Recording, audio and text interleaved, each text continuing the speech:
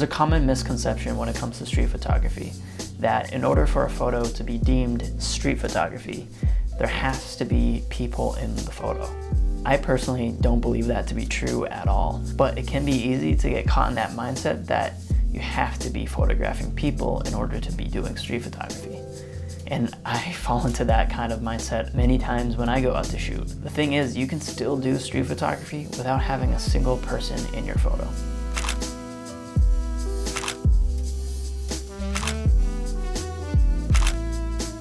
It can be pretty easy to get overwhelmed by the amount of rules in the photography world. And I think rules are great for us as a community to learn like the fundamentals of photography, but we should also learn to know when to break those rules.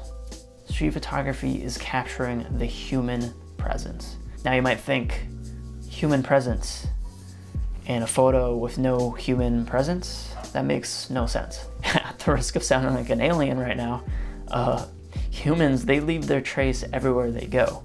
The presence of humans can span far more than just a physical human being in a photograph.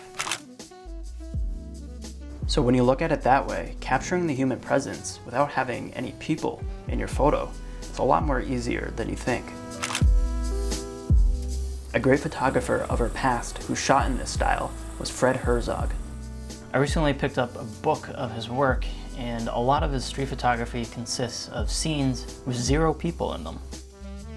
Despite having any people in these photos, Herzog still manages to create street photography that expresses the human experience of the time he was documenting, and he did this through his subject matter. These scenes in his images reflect the human experience, and therefore they can be considered a form of street photography.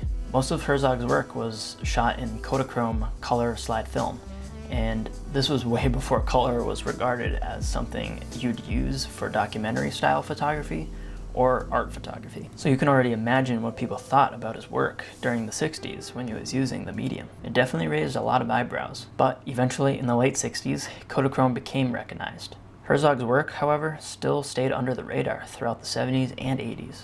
What makes Herzog's photographs of ordinary life in Vancouver so effortlessly beautiful is his great sense of both composition and color. And that's what he used to his advantage when he photographed these ordinary scenes.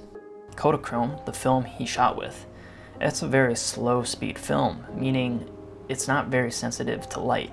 So therefore, it required a relatively slow shutter speed. Now this was fine for Herzog because his approach to street photography consisted of a slow observation, and rather than that fast-paced street photography kind of style that we're so accustomed to.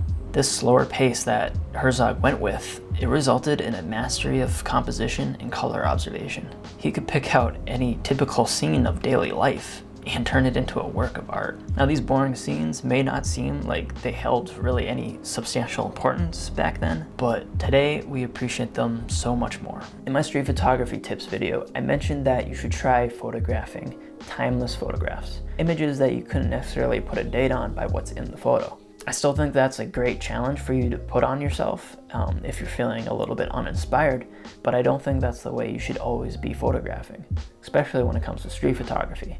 A lot of you actually mentioned in the comment section of that video that it is important to document the time that we're living in, and I couldn't agree with you guys more. Let Herzog be a prime example of how important it is to document the ordinary or the boring of our daily lives. You might not think what you're photographing is of any importance, but as time goes on, those images of the past become even more important. Anyway, I'm getting a little carried away.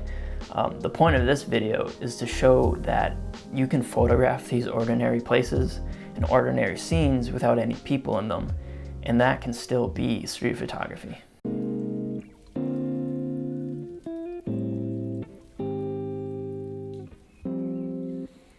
Like I said in the beginning of this video, people are roaming everywhere, and everywhere they go, they leave some kind of mark. It might be a cigarette butt, it might be a forgotten shoe, a newspaper left on someone's front porch. There are so many things in our environment that resemble the human experience. And so these are the type of things you want to be looking for.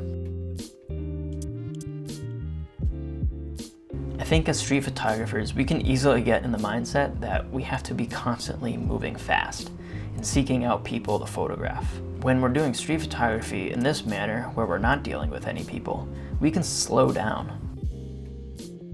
Working slow when you're first starting out street photography is actually the better way to go about things, in my opinion, because you can really take your time to learn the fundamentals of composition and can really take the time to get to know your camera. All those things that you learn while taking your time, they'll pay dividends in your street photography journey. So don't be afraid to just take your time and go slow. As some street photographers like to say, work the scene. Say you come across an empty phone booth and the phone is unattached, dangling from its cord. Instead of just stopping by and snapping a photo of it and continuing on, work that scene a little bit more and photograph that phone booth from as many different angles as you might think of. Since we're dealing with a scene that has no people, we don't have to feel the pressure of being rushed to just snap and go. We can take our time actually in this case. This can be good practice for when you do end up in those situations where you're photographing people to actually work those scenes as well. Color is such a powerful component of photography. And if you use it right, you can make almost any scene, no matter how boring it might be. You can make that scene amazing just by applying color well in your photograph. The use of color in Herzog's work makes his photography so aesthetically beautiful and interesting to look at. And images like that exist everywhere, so it's just a matter of finding them. It'll take a lot of patience, and you might not come around a scene like that in your first go around, so just be patient with it. The more you go out to do street photography, and the more you train your eye to see the world in color and light, you'll get better at finding those types of scenes and being ready to photograph them when you find them. Finally, look for light and shadow and how it interacts with your environment. For me, this is the number one thing I do when I go out to shoot scenes that have no people in them. I look for how light and shadow play with each other and the environment to make an aesthetically nice image. So in this case, you might want to plan to go out to shoot during a bright sunny day. As the sun moves throughout the day, the shadows are going to be moving as well. So if you see a scene that doesn't really strike you at that point in time, come back to it, because you never know how those shadows will change and how that scene will ultimately change. So those are a few tips that you should try out if you do decide to do street photography without any people in them. There are so many different forms of street photography that if you confine yourself to just one particular style, you're really doing yourself a disservice. Finding a style that you like and sticking to that style is perfectly fine, but to only think that you can only shoot in a certain way, to only photograph people in order to do street photography, is very limiting to you as a photographer. And so I highly recommend you explore the other forms of street photography, because you never know what you might learn from doing those other forms that you can carry over back to the form that you like personally. For those new to street photography, don't think that you have to always photograph people. It's all about exploring and experimenting in this early phase if you are new to street photography. I personally actually tend to start off my days shooting still scenes. I find it's a great way to warm myself up. Eventually I get into a rhythm and I feel comfortable enough to photograph people. I know it can be pretty daunting for those who are a little shy or intimidated by this genre. It doesn't have to always be getting in someone's face like Bruce Gilden.